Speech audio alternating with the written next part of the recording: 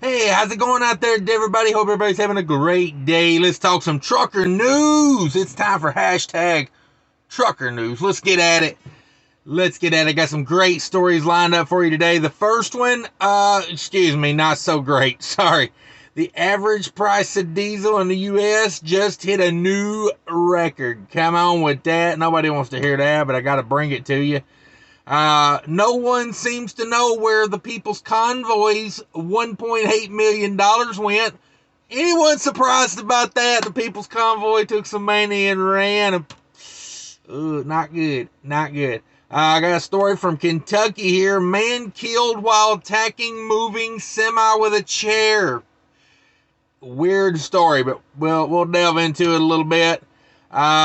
May Class 8 truck orders slide seasonally and build slots evaporate. Come on with that. Your build spot has evaporated. Uber Freight and Waymo via envision autonomous trucking for all. I'm sure they would love that. The price of a cat scale is going up again. Is anybody surprised about that? Landstar loses a CFO after short tenure. Wonder what's going on over there. John Deere is going to move tractor cab production to Mexico. We'll talk about how that will affect trucking. Will it be good for it or bad for it? Who knows?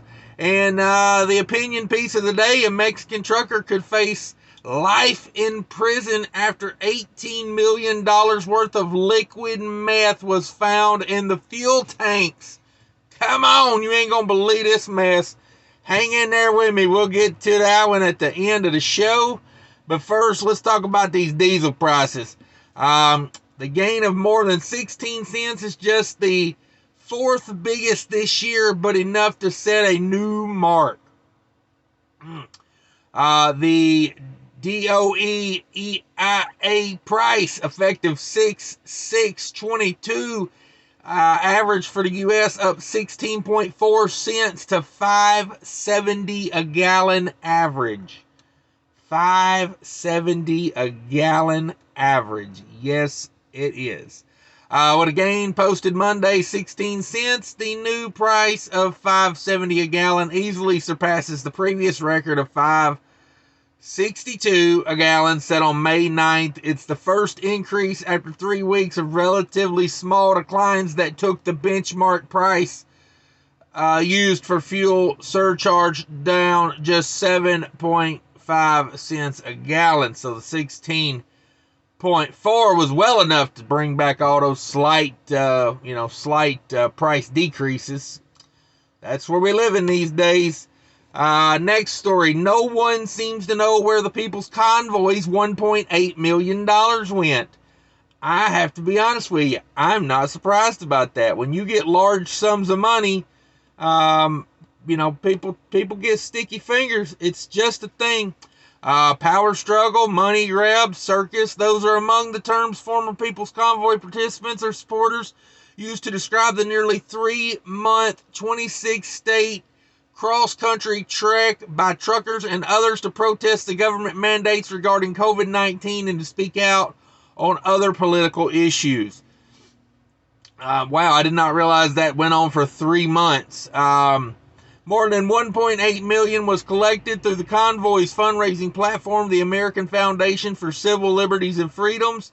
What happened to the money was supposedly collected over the 4 days preceding the official May 20th disbanding, which some participants and live streams claimed totaled around 15,000, remains a mystery. There we go. After declaring victory on May 20th at a dirt track speedway in Hagerstown, Maryland, sources say the dwindling convoy down to 15 tractors and around 40 passenger vehicles and RVs in the final days from the peak of about 50 trucks and 100 supporters. Wow, peaked at 50 trucks. Nice.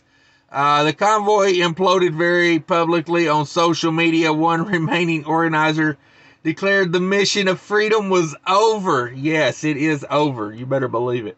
And now, where's all the money at?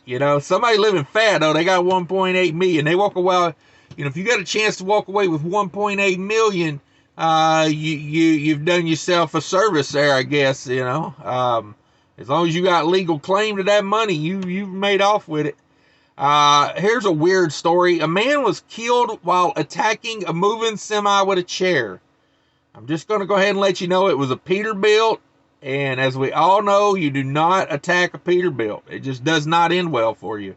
A man is dead after attempting to hit a moving semi-truck with a chair in Kentucky on a Sunday afternoon. Come on with it. You got nothing better to do on a Sunday than try to hit somebody's Peterbilt with a chair. The incident occurred on June 5th near Allensville, Kentucky. In Todd County, the Kentucky State Police reported that a Peterbilt tractor driven by Alexander Fridden was headed north on U.S. Highway 79 when a pedestrian, Justin Lambert, entered the roadway on foot carrying a metal chair. Fritton noticed Lambert in the road and was able to slow his rig down to a near stop. That's when Lambert began striking the side of the semi-truck with a metal chair. Lambert eventually accidentally got caught beneath the slow rolling wheels of the rig and was pulled beneath the truck. 33-year-old Lambert was pronounced dead at the scene by the Todd County coroner. The incident is still under investigation. No further information has been released. You hit a man's semi with a damn folding chair, you might end up not so good. Made Class 8 truck orders slide seasonally, but build slots evaporate. What does that tell us? That headline, to me, sounds like we're not building as many trucks as we was last year, but it's hard to get a build spot. So I don't know what's up with that. Seasonal slowdown in manufacturer caution in booking more Class 8 orders than they can produce, combined May to create little change in the new equipment picture. ACT Research said its preliminary estimate of 14,000 orders actually was a slight uptick considering seasonality. Orders typically decline from April to May. There we go. Moving on to the next story here, we got Uber Freight and Waymo Via envision autonomous trucking for all. Talk about two companies I do not like. Uber Freight, don't care for you. Just saying. Are working together to map out what widespread autonomous trucking will look like.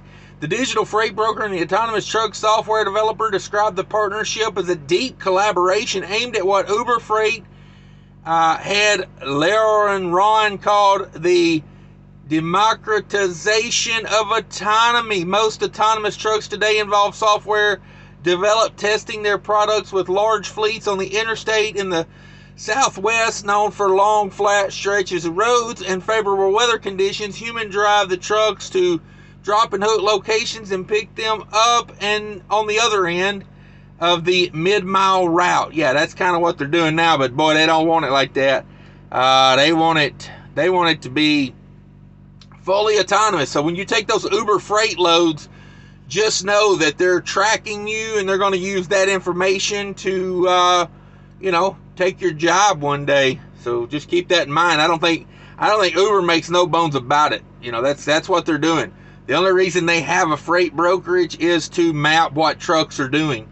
So there you go. The arrangement with Waymo Via could be a game changer. It makes autonomous trucking an option for large, medium, and eventually small carriers that make up the majority of the $700 billion trucking industry. Uber Freight paid $2.5 billion to acquire freight management company Transplace in November. Transplace now operates as part of Uber Freight. It has $17 billion of freight under management. Oh, boys, they gonna do it. I just won't help them. I won't be a part of it. Uber, you can have it. Cat scale prices for a weigh and reweigh have increased. I learned this the other day on the app when I went to scale the truck. This month, Cat Scale increased the cost for drivers to weigh and reweigh vehicles effective June 3rd. Cat Scale increased prices from $12.50 to $13 for a weigh. The cost of a reweigh increased from $3 to $3.50. So there you go. Don't be caught by surprise. And there you go. That's about all you need to know on that one. Landstar loses another CFO after a short tenure. I don't know. if you keep going through, chief financial officers, what's going on over there? Freight broker Landstar System announced Wednesday that CFO Fred Pensati will be departing the company to pursue another professional opportunity. A filing with the Securities and Exchange Commission said the change is effective immediately on effective July 1st. Pensati was hired by Landstar only a year ago following the abrupt but amicable departure of prior CFO Kevin Stout. Pensati's brief stint at the company was memorable when Landstar posted fresh highs in revenue and earnings per share during each quarter of his tenure. Oh, he would love to take credit for that, but I mean, nobody controls what freight prices are doing, right? Right. Just makes me wonder what's going on over there at Landstar. Is that an upper management problem, the reason these guys keep leaving, or is it just one of those things? This is like a stepping stone job where you come in, it looks good on your resume, and then you bounce out to something better that pays better. Because you got stuff that looks good on your resume, and then you got stuff that pays really good. You need a little blend of both on a resume, in my opinion. Let's see what we got here. Deere is moving tractor cab production to Mexico. How will this affect trucking? Let's talk about it a little bit. An ag equipment manufacturer has revealed plans to move parts of its tractor manufacturing operation south of the U.S. border. According to Farms.com, John Deere cited 2 reasons for the decision to move the tractor cab production manufacturing from Waterloo, Iowa to its components plant in Ramos, Arteaga, Mexico during a 2024 fiscal year. The decision to move the cab production ensures the company can balance workforce needs within the tight labor market while also ensuring Waterloo can open up floor space to manufacture new products. Yeah, that's how they're spinning it right now. It says it's unclear what new products may replace the tractor cab manufacturer. And the plant in Waterloo employs 3,400 people. Of that, 1,100 of those work on the tractor cab assembly production line.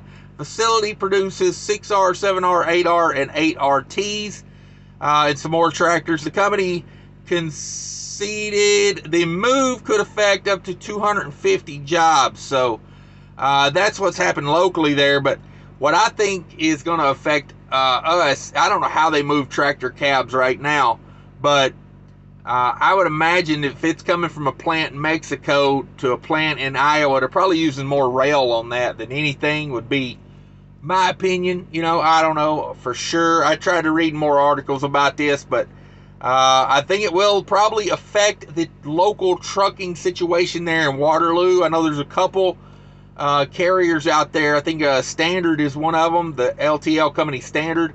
A big part of their business is John Deere. That probably will be affected. So we hope the best for everybody involved in that. I hate seeing companies move production to Mexico. I guess we just can't find enough workers here in this country to build. Nobody wants to work in a factory anymore. They all want to be TikTok sensations, right? Right? Want to sit around and make a YouTube video. Oh, looking at you, Cash. Mexican trucker could face life in prison after $18 million of liquid meth found in the fuel tanks. I want to talk about this a little bit. I think they're giving this boy way, way too much jail time. Life in prison is way too much. Now, he did try to bring in, let's see here. I want to talk about this a little bit. Texas authorities have announced charges against the Mexican-based truck driver who was allegedly caught attempting to smuggle methamphetamine into the United States. It's liquid meth. It looks like 24 5-gallon buckets of meth he's got there. Come on. On June 1st, 2022, a federal grand jury returned 2 counts indictment against 33-year-old Mexican nationalist Luis Garza. I'm going to call him that because I can't pronounce those other 2 names. Luis Alberto Garza. Cicero. I'm horrible with names. According to the news release from the U.S. Attorney's Office, Southern District of Texas, authorities say on May 6, 2022, The driver attempted to enter the U.S. in a tractor trailer hauling stainless steel scrap at the port of entry. Just trying to haul some stainless steel scrap here. He was trying to cross the bridge in Laredo. The tractor trailer was referred for a secondary inspection after X-ray revealed anomalies. Officers conducted a physical search of the vehicle. During the search, they discovered approximately 912 pounds of liquid meth concealed in the truck's fuel tanks. Now, here's the deal. It says estimated street value $18 million. Homeland Security is investigating the conduct, everything with assistance of the Customs, the Border Patrols, and whatnot. Now, here's what I think. If I was his lawyer, I would be trying to push the argument that this guy wasn't trying to smuggle meth. He was trying an alternative fuel source. I mean, we just said the first story of the day was U.S. diesel reaches all-time high. Hell, it's coming close to a point to where maybe running your truck off of liquid meth would be cheaper than buying diesel. I'm just saying, I haven't ran the numbers on it yet, but, maybe that's his alternative fuel source, you know what I mean? I'm sure it's anti-gel. I don't think that stuff would gel in the winter. He could be revolutionizing something here. I'm just saying, let's don't jump to conclusions right off the bat and say this guy was trying to do something illegal. You know what I mean? People fueled their cars on moonshine before, haven't we? I mean, we put a little ethanol in all our gas, right? Maybe liquid meth's the cure to this diesel problem. Put a little liquid meth in your tank, and before you know it, hell, you could be getting 15, 20 miles per gallon out of that semi, fully loaded, uphill, both ways. Just saying. But I don't know.